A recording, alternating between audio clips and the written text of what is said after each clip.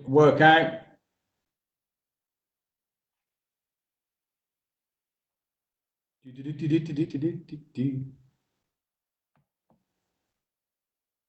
Hey, Mokes, how you doing this afternoon? Are you well? Yeah, very well, thank you, Eddie. Yeah, Just doing the normal thing of trying to wait for myself to go live on the Facebook group page. Not showing up at the moment. I'll let you deal with the tech. Yeah, thanks, mate. Cool. Okay, cool. Right. Okay, we are live. We are live. Okay. No, that's me yesterday. So let me just see. Let me just see. It says we're live on the one, but not the other. And we're probably live on there all the time, Max. Excellent news. I know the joys of technology, mate. The joys of technology. I still can't see anything on Facebook. Wonderful. This is a guide on how to look silly. Okay, cool. No, that's me this morning. I need to wear different top smoke, so I look differently each time. Different colours. Different color coding. Right, I'm just going to try again, Mokes. I'm not sure if that's worked. It says we're live streaming. Keep on going, keep on going. If I am live, guys, apologies to you. We're just trying to, I've got no evidence that I am live myself at the moment. So I'm just repeating myself endlessly, saying hello to Luke for 5 minutes. And if we are live, please comment, guys, so that we can see.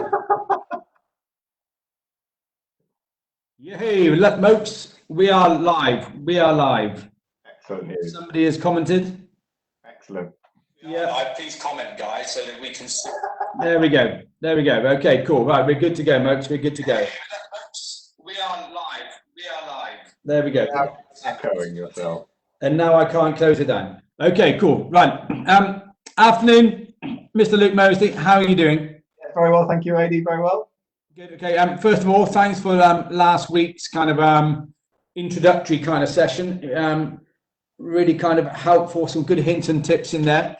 Today, what I thought we'd talk about are, I'd like to think something, again, me and you have got a good depth of knowledge between us on, and one thing I would like to pride ourselves on the facility of is getting started, okay? Getting started with training, getting started with endurance sport, running, cycling, because I think now is a time when people can't use the gym so much that they can go outside and they might be being tempted, even though they might not ever thought of that way before, but being tempted into doing some endurance sport simply because it's what's available. And the great thing is about swimming and cycling is they are the most accessible of things, you know, and also our underlying philosophy as a facility is to get people in a position they can go and enjoy those things. So I think it might be something that our guys might not have thought of doing up until this point, which is a good thing, that they now think they can do. And maybe they just need the confidence to go and do it.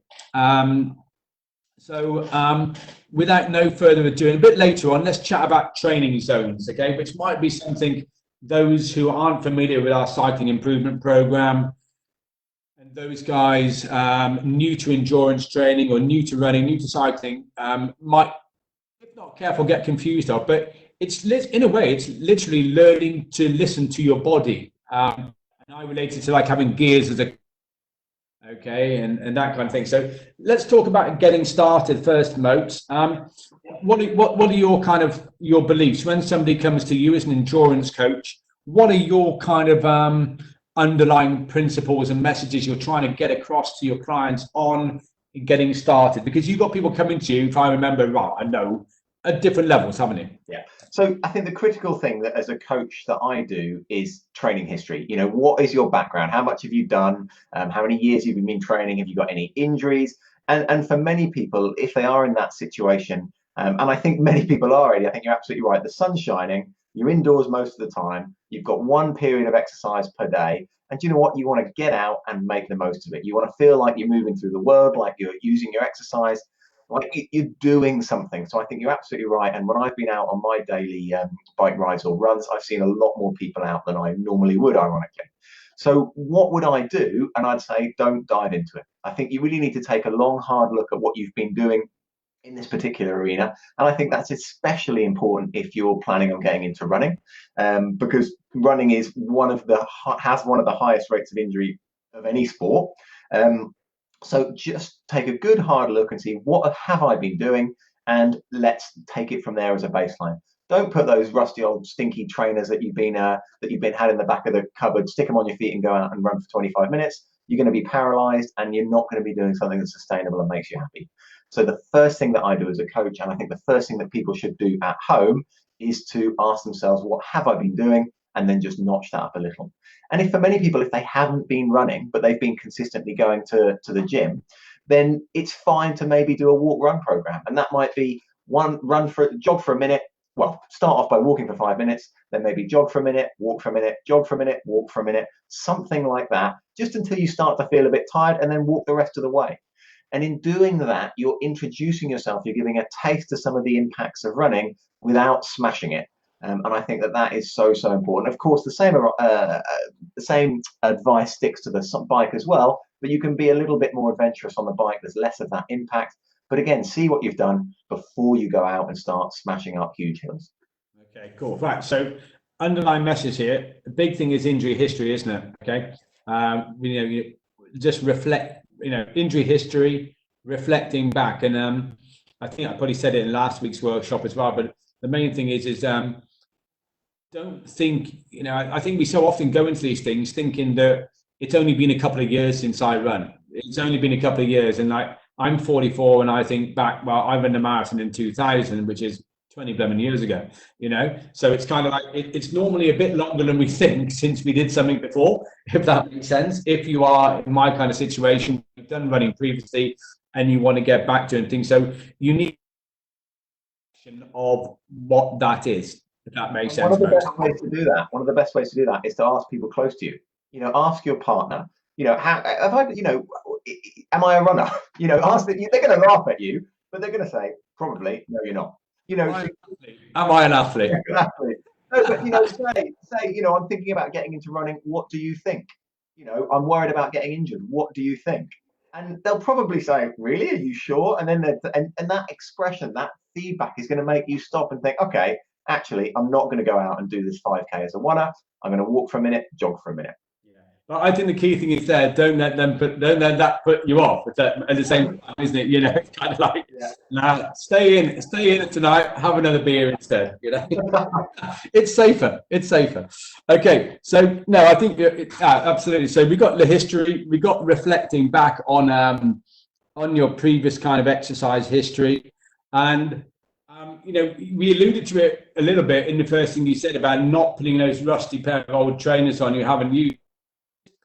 Time, it kind of might be difficult to get your hands on some new gear, to be honest with you, Ryan, and Mokes as well. So I think what you said about with regards to your easing into things has an extra level of caution at this time, doesn't it?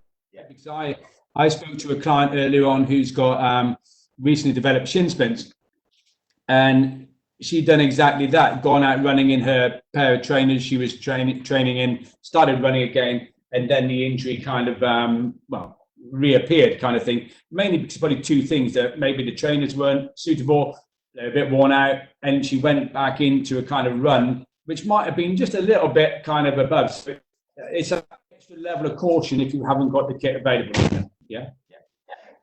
And I think using the time that you've got, and we've all got a lot of time, or most of us have got a lot of time, to do the sort of things around, I know we're talking about endurance sport, but do the things around endurance sport that feed into your consistency. So I'm doing online yoga. There's loads of yoga stuff online at the moment, trying to do one of those things once a day. And so you're not thinking, right, this is my one chance for exercise, I'm going to need to go and beat the arse out of it. You're thinking, right, I'm going to get outside, I'm going to move a bit, I'm going to get my heart rate up, and then I can do those other things that help me be consistent. Yeah, absolutely. So just we've got you on as the expert, and you are the expert, but give some people some kind of idea. When I just got running again last month or so, several things I did. I made sure I spent 20 minutes. I ordered the trainers I ran the last So if you can't get to a sports shop, but you've got a kind of like a good sports shop, and you can't get your running shoes fitted or something, one thing I did, I reflected back, and I went back and purchased the training shoe I used even 20 years ago. Not the same model, but the latest model of that shoe. So I knew it was roughly the right type. And then I also just ring fence 20 minutes before every workout, every run, sorry, to go through a load of mobility kind of drills as well. Okay. And I also, I like exercising mid-afternoon. So I kind of like I gave myself the best chance of making it successful mentally as well as physically, if that makes sense. So I kind of like, I'd failed in my last attempt to get up and go with my running. So it's kind of like, it was the last roll of the dice. So it's kind of like, I didn't want anything, I scheduled my work diary. I did it on a Saturday afternoon when I know I wouldn't get any phone calls coming in.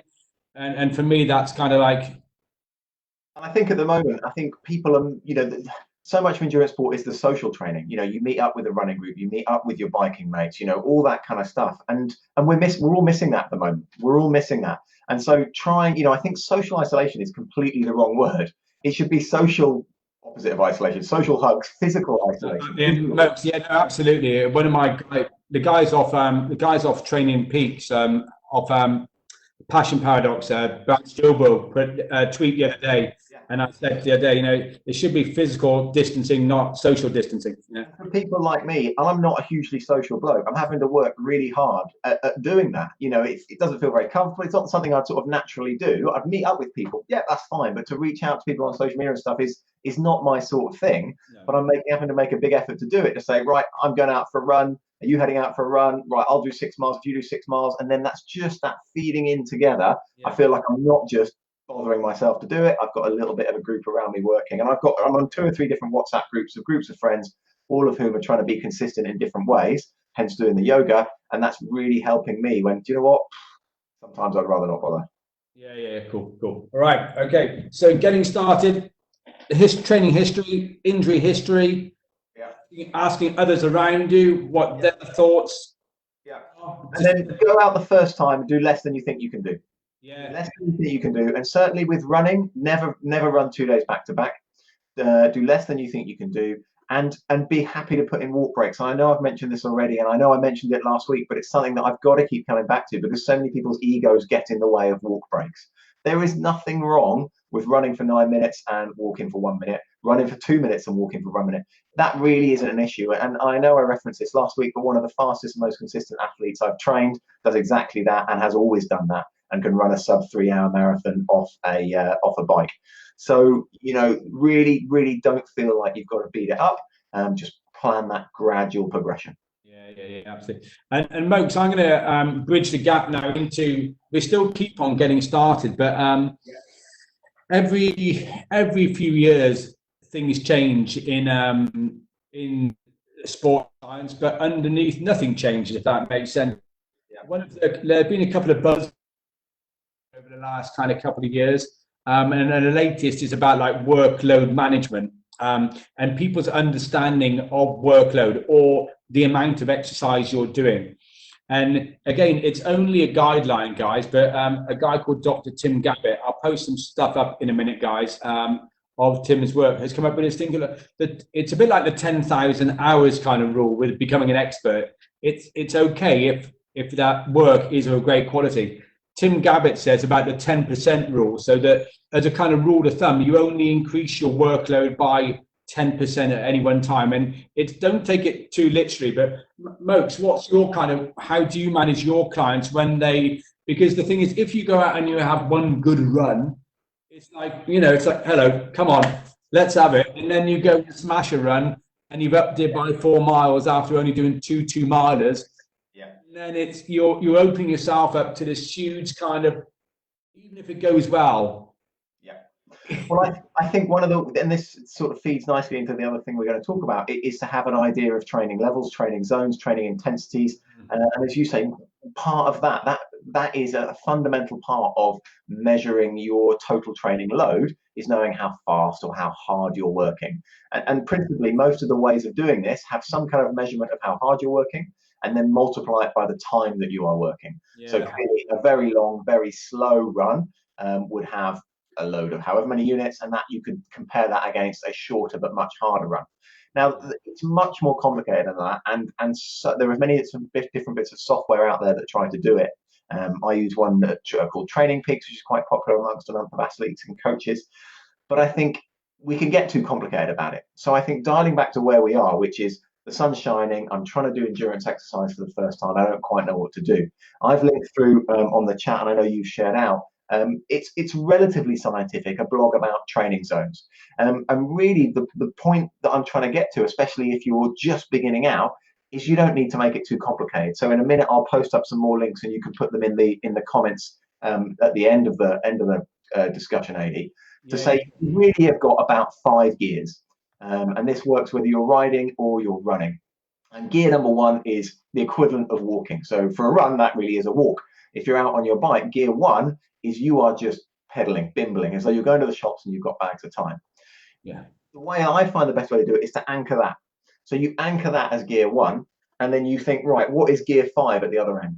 And gear 5 at the other end is going full gas. So where you're being chased by a dog and you've maybe got 15 seconds to get as far away as you can, that's the 5th zone, or the 5th level. And then in between that, we can divide that up. And what I'd say, now clearly it's more complicated than that, but what I'd say to people who are just starting out is think, right, I'm going to run every other day. And for the first few days, I'm going to see what, or think what, gears 1, 2, and 3 sound like, or feel like. And then get a sense of, okay, I'm walking, what's a little bit faster? Could I go faster than this? Could I go slower than this? And it's actually been shown that, you know, humans on treadmills or humans around the track really only have 3 or between 3 if they're beginners, or 5 if they're advanced gears. You know, where they're able to modulate and judge the pace in the absence of external cues like people to race against or stopwatches or whatever.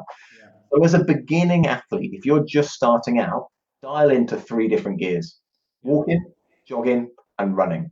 And make sure you can feel those 3 different speeds over the next few weeks before you start to do anything else.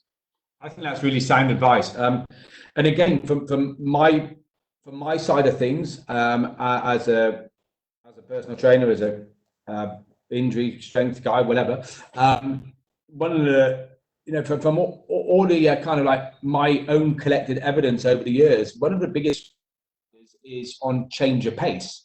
You know, for those kind of guys who aren't used to it, then all of a sudden they kind of like get that motivation. They're up and going, oh, this feels good. Yeah. Just nurture it. As you said, Mokes, you know, the body, if it's been a certain way for a certain period of time, doesn't like surprises, does it? Yeah. You know, so it's kind of like, and what tends to happen at, again, the 40s, that kind of, we're a bit more exposed to a few different things which we weren't exposed to in our 20s and 30s. And they don't tend to be like a little muscular twins. They're tendon injuries and those kind of things, which can totally pull the rug from under the carpet with regards to a long-term exercise habit. So it's really valid. And the emotional sense, you know, this is not the time.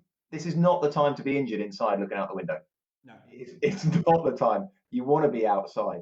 So protect what's your most valuable asset right now, which is your health, you know, and make the most of the time that you've got to get out the door. Yes, you know, if you want to start running, start running. But you know, we're growing a big tree here. We're not cutting one down. It takes years and years and years to grow the kind of tree that can run a marathon or do whatever it is. But it's dead quick to cut one down. So please don't be a lumberjack. You know, just get out and be gradual.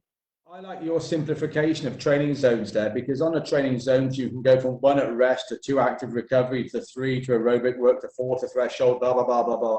And for the person out there, it's a hell of a lot to get your head around with regards to a scientific point of view. I like your analogy of the 3 gears to start off with. And as you said, you can always span out from that. So, you know, walking, i.e., or even on a bike, just going and being literally tinkering along the lanes. Jogging, you know, okay, or going out and putting a little bit more into it, and 3, pushing hard, or running, as you called it, you know. And I think if you kind of keep that extra, the top 2 tiers, you know, what would be above running in reserve, you're probably reducing the risk factor quite highly. Enormously, yeah, enormously. If you're an athlete new to endurance training, and we are talking about running because I know both of us are most concerned about injuries that are associated with running, But if you're a new endurance athlete, you don't need to be working in those higher gears. If you're a new cyclist, all you need to be doing is thinking, how can I ride my bike on the road, not fall off, get around these corners, know where I'm going, stay safe, drink, keep warm, all those other different things. You're focusing on just getting out the door. You aren't an athlete that's ready to train yet, if I'm completely honest. And exactly the same with the running. You're getting out and starting to run on the start of a long journey. And it is just sustaining yourself and looking after yourself. And there is no need to be pushing super hard. Get out the door, breathe in through your nose, taste the air, taste the countryside, and relax and enjoy what you're doing. No, Mokes, one thing I quite often find myself not fighting against is when clients come along and they are, part of our job is empowering people, I'd like to think, okay? And people come along and, hey, I haven't told you, but I'm going to now go and do this run. Blooming great is my kind of response to that. Let's have a look at what you're doing. And all of a sudden, you see a 5 times a week training program for a beginner blooming runner come along. And it's kind of like, yeah, I get it, because what you tend to get all over the place is, you get training programs for running written by runners, and that's great if you're a runner, But again, I'm, again, when I got up and going a couple of weeks ago, I trained twice a week. I ran twice a week because I'm not a pond skate by any stretch of the imagination.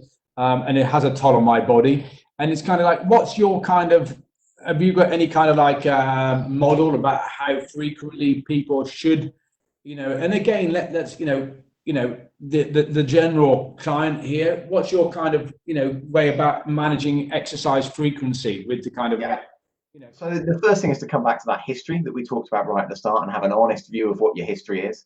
And then after taking that into account, I say to people that are just starting out on that kind of journey to say, right, never run 2 days back to back. We've talked about that already, but also never run if you're sore, because that soreness is a sign of your body and your muscles adapting.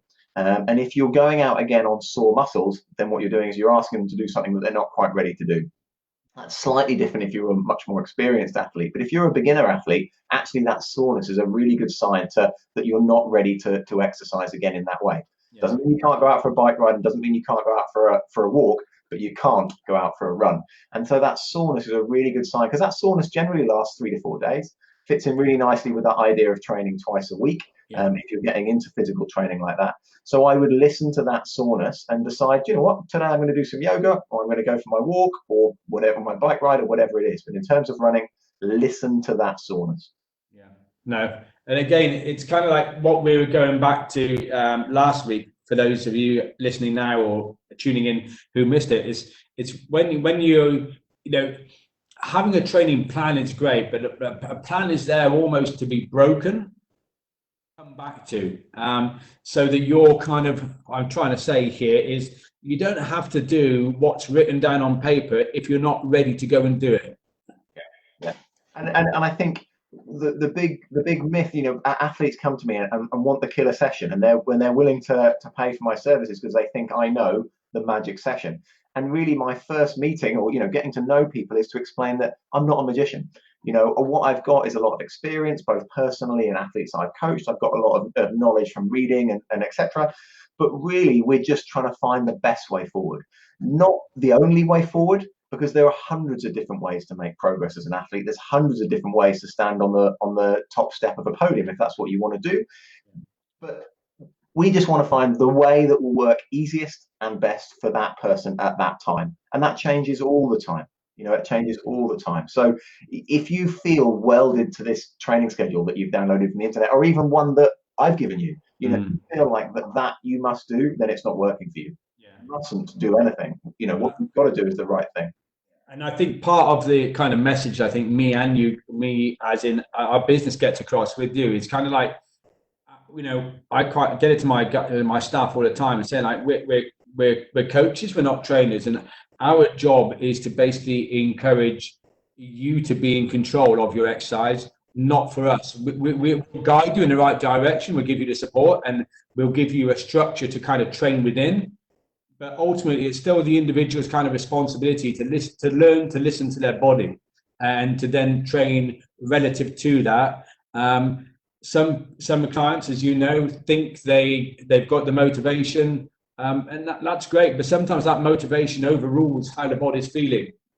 Yeah, and it's the hardest thing, and the higher performance athletes are those that have successfully navigated that path, but also they have the biggest challenge because for them each session is intrinsically more valuable. You know, they've got to, those sessions are more important, and so judging whether or not you're just tired or coming down with a virus or whatever it might be is their number one challenge. It isn't going out and pushing those hard sessions or riding for 6 hours or getting out in the rain. It's making that decision in the morning. Am I ready to train? That is the number one hardest thing for any high performance athlete. And it's exactly the same for people today to think, am I ready to go out for a run? Yeah, mate, top information. Luke, just like to finish off today, let's delve a bit more. We said we're going to be talking about training zones, and we've thought about the whole concept of keeping these 5 or 6 training zones very simple. That you've got your, you know, your walking, you've got your jogging, and then you've got your kind of running. Let's as we said we're going to, let's go into a bit more depth with these training zones. I put the link up there out on Facebook now for those guys who want to click on it now or in a bit of but what's the kind of structure behind these training zones? Okay, I'll admit to knowing the majority of it, but it's an interesting one because it's based on exercise physiology. That's right. A physiological response. And then we got this. So rather than let me confuse that and by saying something else, let's just go down that avenue now, Mokes, because it's really good to know if you can get your head around it, isn't it? If that makes sense. So what the training zones are all about is about realizing that you're trying to train different energy systems effectively. Our body it's as though we've got a diesel engine with a petrol engine on top, with a turbo on top of that, and then a little electric booster engine on top, for example. Clearly a simplification, but we've got these different types of engines that use, in some cases, different fuels, or also use the fuels in different ways. So what we need to do is train each of those engines separately at times, together at other times, but do it in a way that's specific for the sport or the activity that you want to do. That's fundamentally what training zones are all about. So in that link that I've sent up there, I really like it because not only does it give you the training zones, it also highlights, and the point of the link really is to say, well, if you're trying to train a particular zone, don't do this. So for example, if we're kind of trying to train what's called our VO2 max capacity, so our capacity to generate high amounts of energy, high amounts of power, for example, in the sort of 5-minute region, then the link that I said through says, well, don't train for more than 8 minutes because you're not training the right engine. You can't work hard enough for 10 minutes. That means you're actually training your petrol engine. That has to be using your diesel. Don't train for less than 2 minutes because actually what you're using is your booster engine there for those 2-minute efforts. You want to train between 3 and 7 minutes, and the sweet spot being about 5 minutes. And that dials that in. So each of the training zones is really specifically to try and isolate and work towards one engine, one fuel system, with the caveat that clearly you can't do that. Your body doesn't divide itself so nicely into these different slices. So you're always working one or more of the engines at any one time. And that's where the magic or the art of being a coach is to design each session so that you work gradually towards the athlete's goals. Yeah. So really the 3 zones that I think we've talked about when we talked about 3 gears, people going out for a walk, and if people link through to that, what they'll see is I use a 7-zone system, and it sounds like there's loads and loads and it's super complicated, but actually it divides down to really the easy stuff, which is zones 1 and 2, the medium stuff, which is zones 3 and 4, and then the harder stuff, which is zones 5, 6, and 7 beyond that. Really, they're sort of your 3 gears there. So there's a lot in the background, but really what we're doing is training different fuel systems. And the last thing I'd say is that there's zones. So if you're advised to do a certain power or a certain heart rate or whatever, there's zones because there's width in there. It's not a single thing. And that width allows for how tired you're feeling on the day, how great you're feeling, whether the wind's blowing or the rain is. So don't get too obsessive about it. Just work in that direction. Yeah, Mokes, I think that's really well summed up, mate. And then one thing I'll kind of add to that is kind of like a little underlying thing is as we get more experience, these zones open up, if that makes sense. Yeah. So when you're the first time runner, running is running, and that's it. You know, you've got one pace, so you've got one gear, you've got one engine, which is probably that diesel engine. As you go 6, 8, 10 weeks, oh, I'm finding myself running a bit faster. So then you can then slow down and do a longer run. And so And the general sessions that I do for beginners runners are run walks. And then once they've built up over maybe a month so that they're comfortable to get out running, I actually have them doing hills, short 5 to 10 second hills.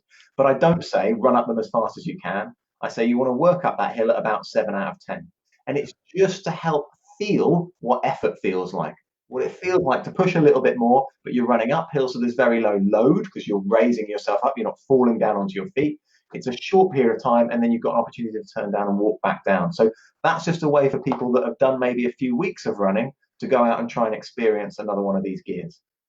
and that kind of thing, what we call, there are a few modes of exercise, what we call self-limiting. Self-limiting running up hills is that. So you can only do what you can do in a way. It's kind of quite limiting in a safe way to go and do that. Mopes, mate, that's top information. I don't think we'll put any more out there today for the sake, but any chance of having you back next week? And what I would love to do is maybe go on to kind of like an intermediate kind of, or those kind of folks with us who have got what we've talked about today in the tank, and then about how to maybe fine tune their training a bit more. They've got a good base of aerobic fitness, or they've been consistent for a period of time. Yeah. And I kind of how to take it forward, because at the same time, if we can, and I see this a lot, certainly when, hold on there, I've got to think my memory now. When I first did a workshop 2006, 7 or 5, I think it was, even to the Hereford Tri Club at the rowing club in Hereford. It was kind of like a moment I remember, because all people did back then was run, just pretty much one pace. A few people adhered to interval training, a few people did a little bit of strength training, mainly because they enjoyed it and they came from that kind of background. So as things have progressed over the years, there's kind of like people can become one-trick ponies as well, from a training perspective, unless they learn to adapt and have a kind of varied approach to their training as well, mostly. So really happy to suggest some other sessions, different ways people can mix it up. Because like I say, as long as people protect their immune systems in this sort of period and are now absolutely smashing it, then it's a great time to go out and try something different in your hour a day. Yeah, and I just saw some fascinating science earlier on. You have to be careful what science you kind of look at this moment in time about the kind of like the spread of the virus as well, and things like that, and the breadth of the spread and things like that. So stay safe, guys, at this time. Mopes, thanks again for today. It's been fascinating as always. And we'll hook up next week. Okay, thank you very much, guys. Any comments, please feel free to put them below. I'll be reviewing and looking back on this for the next couple of hours, etc. So please feel free to put any comments down there. Thanks again, Luke. Cheers, mate. Take care. Bye-bye.